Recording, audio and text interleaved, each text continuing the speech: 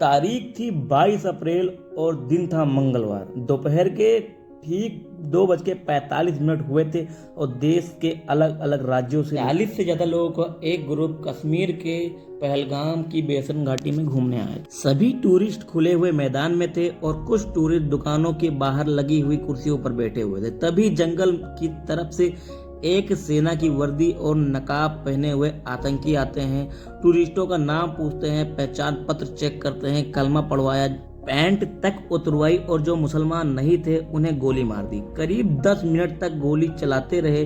Tourist और वहां के दुकानदारों को समझ आ गया कि यह आतंकी हमला है। शुरुआत में एक टूरिस्ट के मरने की खबर आई। रात के 11 बजते बचाते मौतों की संख्या बढ़कर 27 हो गई। एक रिपोर्ट के मुताबिक ज्यादातर मारे जाने वाले लोग पुरुष हैं। टूरिस्टों को शुरू में पता ही नहीं चला कि क्या हो रहा है, क्योंकि हमलावर सेना की वर्दी पहने हुए थे और मास्क लगाए हुए थे। महाराष्ट्र के पुणे की आशा पहलगाम में घूमने आई थी। उन्होंने एक मीडिया चैनल को यह बताया कि हमलावर ने सिर्फ पुरुषों को निशाना बनाया है। खास तौर पर उन्होंने हिंदुओं को जबरन कलमा पढ़ाने की कोशिश की। जो नहीं पढ़ पाए उन्हें गोली मार दी।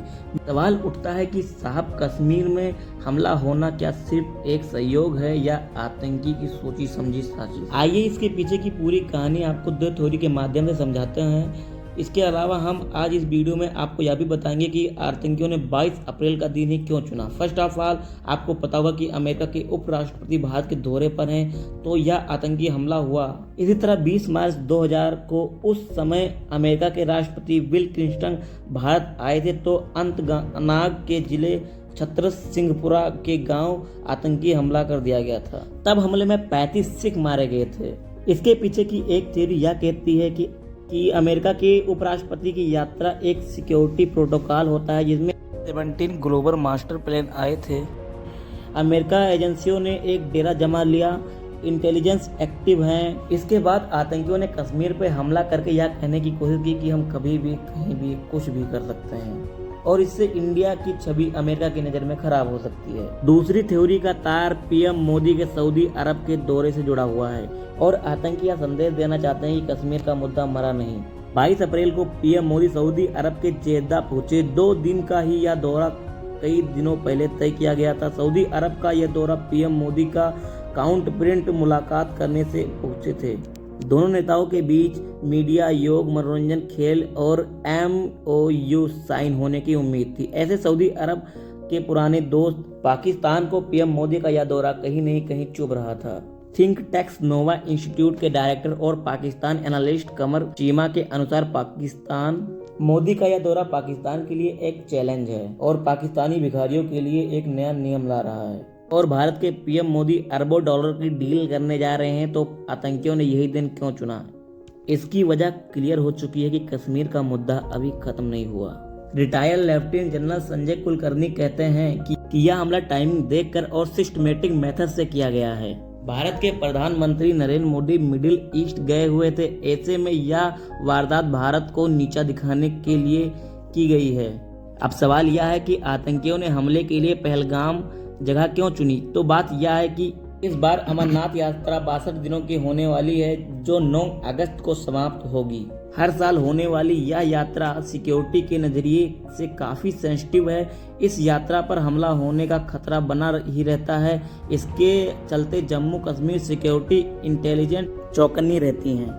इस बार जिस जगह हमला हुआ है उसी जगह से अमरनाथ यात्रा शुरू होती है, यानी पहलगाम के बेस कैंप से शुरू होती है। करीब 36 किलोमीटर का सफर तय करने के बाद श्रद्धालु अमरनाथ पहुंचते हैं। ऐसे पहलगाम में हमला आतंकियों ने अमरनाथ यात्रा के लिए धमकी दी है। एक कहानी यह भी है कि भारत ने चेनाब ब्रिज, दुनिया की सबसे ऊंची रेलवे ब्रिज तैयार कर दिया। इस अब श्रीनगर के लिए सीधी रेल कनेक्टिविटी पॉसिबल हो पाई है। 25 जनवरी को श्रीनगर कटरा रूट का सफल ट्रायल भी हुआ था। ट्रेन सुबह 8 बजे कटरा से रवाना हुई और 11 बजे श्रीनगर पहुंची। ट्रेन ने 160 किलोमीटर का सफर 3 घंटे में पूरा किया। 19 अप्रैल को पीएम मोदी इसका उद्घाटन करने वाले थे। साथ ही कटरा यानी मां वैष्णो देवी पहुंचकर जम्मू कश्मीर वंदे भारत एक्सप्रेस को हरी झंडी दिखाने वाले थे। हालांकि किसी वजह से इसको पोस्टपोन कर दिया। देश के बाकी हिस्सों से कश्मीर की ट्रेन कनेक्टिविटी होने के कारण टूरिज्म तेजी से बढ़ने की उम्मीद है। आतंकियों का मकसद कश्मीर में टूरिज्म को रोकना है, जिससे वहाँ बिजनेस इम्पैक्ट होगा।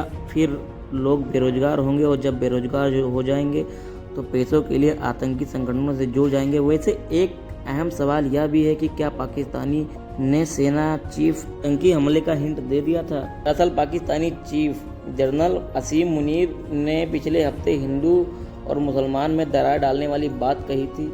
उन्होंने कश्मीर को पाकिस्तान की गली का नस बताया था। उन्होंने कश्मीर को गाजा से जोड़ते हुए कहा कि पाकिस्तानियों का दिल के मुसलमानों के साथ धड़कता है। इस्लामाबाद में पहले पाकिस्तान ओवरसीज सम्मेलन में जनरल मुनीर ने कहा था कि हमारा रुख बिल्कुल साफ है, हम अपने कश्मीरी भाइयों को उनके वीरतापूर्ण संघर्ष में अकेले नहीं छोड़ेंगे। वही retire lieutenant general Sanjay Kulkarni कहते हैं तो जो जानकारी मिल रही है उसके मुताबिक आतंकियों ने नाम पूछकर गोली मारा है। अगर आतंकियों ने चुन चुन कर गोली मारा है तो यह काफ़ी कुछ कहता है। घटना के बाद गृह मंत्री अमित शाह सीधे दिल्ली से श्रीनगर पहुंचे। उन्होंने सेना प्रशासन के साथ हाई लेवल की मीटिंग की और NIM की टीम हमले के बाद जांच करने पहलगाम पहुंच गई।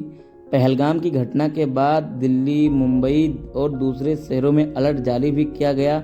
PM मोदी ने कहा हमले के जिम्मेदारों को बख्शा नहीं जाएगा। हमले की जिम्मेदारी TRF ने ली। TRF एक मास्टरमाइंड सज्जाद गुल है जो पाकिस्तान में बैठकर इसे ऑपरेट करता है। आपको बता दें लश्कर का एक प्रॉक्सी ग्रुप है द लेजिस्लेटिव फ्रंट यानी TRF 2019 में एग्जिस्टेंस में आया था। TRF के आतंकी जम्मू कश्मीर में काफ़ी एक्टिव है। इसकी फीडिंग पाकिस्तानी सेना और ISI ही कराती है और इसे सज्जाद गुल, सलीम रहमानी और साजिद जट लीड करते हैं। जम्मू कश्मीर में 2019 के पुलवामा अटैक के बाद सबसे बड़ा इसे आतंकी हमला माना जाता है। हमले में जिन 27 लोगों की मौत हुई है, मरने वालों में एक UAE और एक नेपाल का टूरिस्ट भी और 2 स्थानीय नागरिक भी शामिल हैं। बाकी टूरिस्ट UP, महाराष्ट्र, गुजरात, कर्नाटक, तमिलनाडु और ओडिशा के रहने वाले हैं। आपको और वीडियो जरूर देंगे। तब तक के लिए पीड़ित परिवारों के लिए आप अपनी संवेदना कमेंट में जरूर व्यक्त करें।